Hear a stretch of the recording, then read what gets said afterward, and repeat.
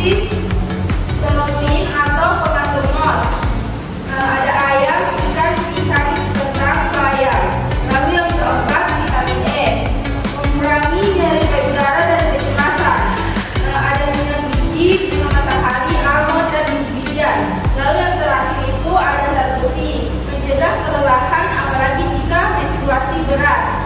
Ada daging merah, hati ayam, dan sayuran hijau. Lalu akan Bahan baik selanjutnya penting dalam PMS. Nah, asupan gizi berpengaruh besar terhadap keseimbangan hormon, saraf, dan metabolisme tubuh. Dengan pola makan bergizi seimbang, gejala PMS dapat dikurangi secara alami tanpa harus selalu mengadakan obat.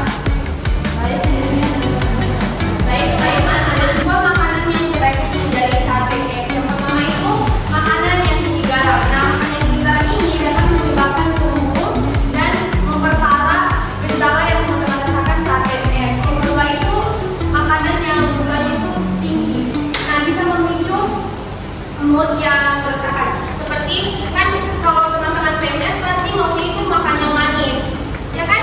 Ya. Nah, tapi sebaiknya itu dihindari ya. Yang ke selanjutnya itu minuman yang mengandung kafein. Nah, kafein ini dapat meningkatkan kecemasan teman-teman atau memperburuk sakit yang teman-teman rasakan saat PMS. Dan terakhir itu makanan olahan dan gorengan. Nah, makanan olahan dan gorengan ini dapat meningkatkan kadar estrogen yang ada pada tubuh kita hingga dapat memperburuk gejala yang teman-teman rasakan yaitu seperti nyeri saat haid, mood yang labil gitu. Nah, ada juga gizi saat PMS. Yang pertama itu makan teratur dengan porsi yang kecil. Nah, kalau kita PMS itu pasti kita ini malas makan ya. Tapi sebaiknya itu kita harus makan makanan yang bergizi dan makan dalam porsi yang kecil. Lalu konsumsi buah dan sayuran, minum cukup air putih, kurangi cemilan manis seperti yang saya bilang tadi. Dan terakhir itu istirahat cukup dan olahraga yang ringan. Istirahat yang cukup ini cepat tidur, jangan begadang, dan minimal kalau mau olahraga itu 30 menit loh, supaya bisa meredakan nyeri PMS. Sekian yang saya sampaikan berdasarkan pengalaman saya.